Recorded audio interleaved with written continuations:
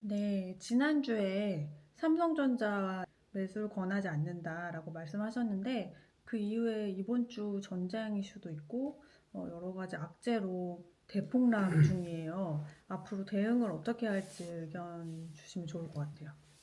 네, 저번 주에 우리 피디님께서 삼성전자 매수 되냐고 물어봤었죠. 그래서 저는 뭐 DDR 램값 떨어지는 것, 그리고 그 미국의 경쟁사죠. 마이크론 테크놀로지의 가격은 이미 고점을 찍고 약간 조정 중에 있다. 여러 가지 이유, 또 외국인의 대량 매도.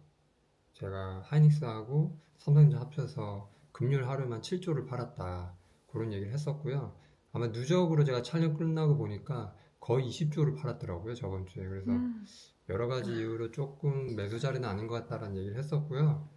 뭐 제 예상이 틀리길 바랬지만 예, 어제하고 오늘 뭐 삼성전자 중심으로 엄청나게 폭락을 했습니다. 지수도 하루 이틀 합쳐서 어제 7% 오늘 12% 하락을 했고, 그래서 역사적으로 이렇게 떨어진 거를 IMF 이후로는 아마 제가 네, 없는 걸 911 이후로 네, 없는 처음으로. 걸로 알고 있고요. 이제 물론 이게 내일도 계속 내릴지 뭐 그거는 사실 저는 알 수가 없지만, 그래도 어느 정도 하락폭은 아 그래도 어느 정도는 내일부터는 좀 매수를 가도 되지 않을까라는 생각이 들고요.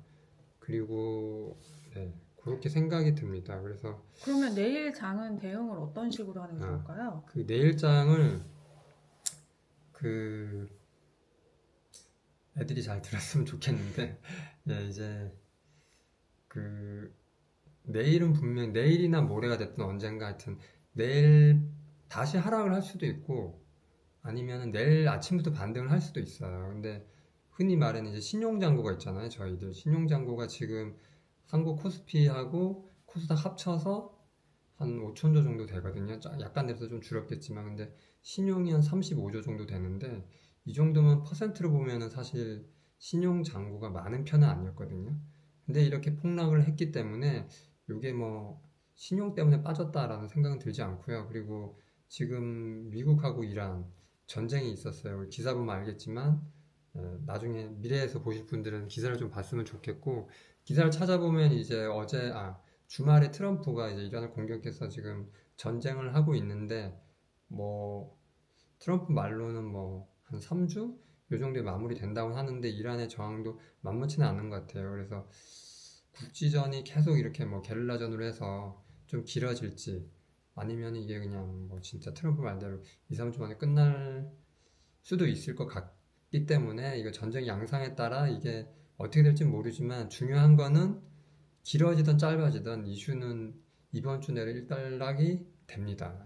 전쟁 때문에 내린 거는 이번 주 내로 일단락이 된다고 생각을 하고 그리고 이제 그 이후에 예를 들면은 석유값의 변동이나 사실 석유 말고는 영향을 줄 건 없어요. 지금 러시아가 우크라이나를 공격했을 때 처음에 한 일주일 정도 방산주 오르고 물론 저희도 어제 방산주 올랐죠.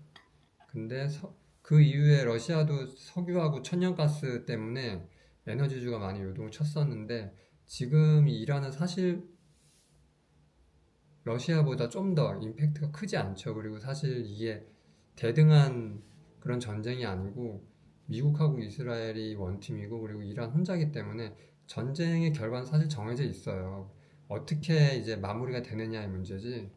그래서 제 생각엔 원유 말고는 큰 이슈가 없고 지금 오늘 사실 원유주가 사실 오늘 올라야 정상인데 어제는 올랐었고 오늘은 많이 내렸거든요. 뭐 S오일이나 SK 이노베이션 또 한국가스공사 저번에 리뷰를 왜 했었지만 이렇게 내렸어요? 저 가지고 있는데 정말. 네, 원래 한국가스공사가 아, 원유가 오르면 일시적으로 올라요. 뭐 계속 오르지도 않지만 그 이제 한국가스공사는 나중에 또 얘기를 하겠지만은 기회가 되면 정부에서 요금을 또 정하는 약간 공공기업이기 때문에 계속 오르진 않지만 어쨌든 원유가 오르면 일시적으로 오르는 이슈가 있는데 오늘 왜 내렸느냐?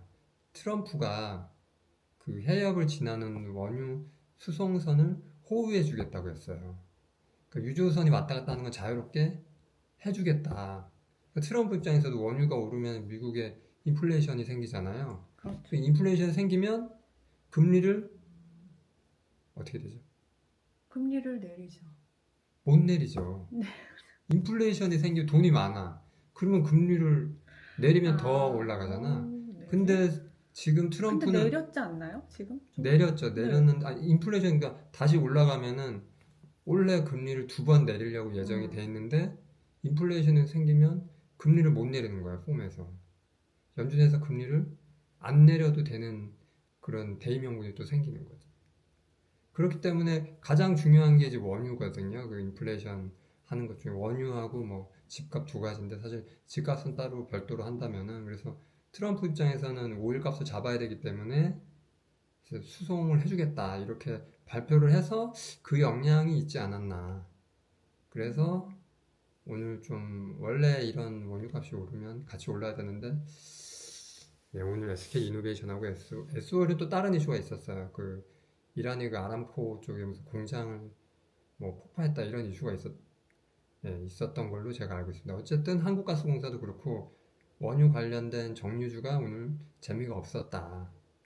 그러니까 원인이 또 그런 데 있었고요. 어쨌든 그 전쟁 이슈는 사실 일주일 만에 저는 반영이 다 된다고 생각을 하고 특별히 한국장은 왜 이렇게 많이 빠지죠? 왜 많이 빠지냐면 오늘 하늘도 오르고. 니케이가 4% 내렸고 사실 미국은 별로 내리지도 않았고 유럽이 3% 어제 한 3% 정도 빠졌어요. 그래서 이틀간 유럽도 한 4, 5% 니케이는 이틀간 7% 근데 한국은 이틀간 20%가 내려서 그렇죠.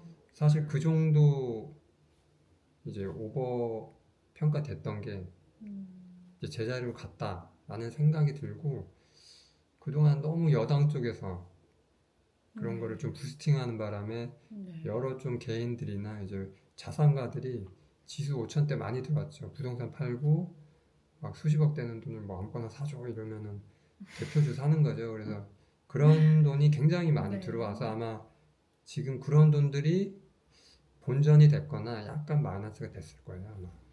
그러면 오늘 매매를 어떻게 하셨는지 단타 하셨나요? 오늘 사실 어제 좀 단타를 해서 약간 손실이 있었는데 오늘 현금을 다 이제 써가지고 단타를 좀 했고요, 장중에.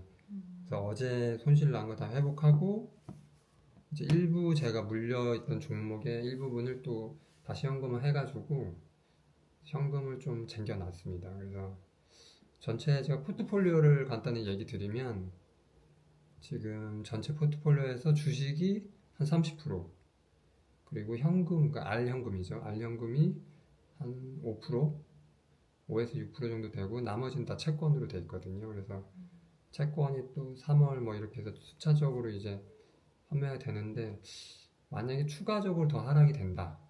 예를 들어 뭐 4,500 이렇게까지 떨어진다면 채권을 강제로라도 판매해서 지수 ETF 들어갑니다.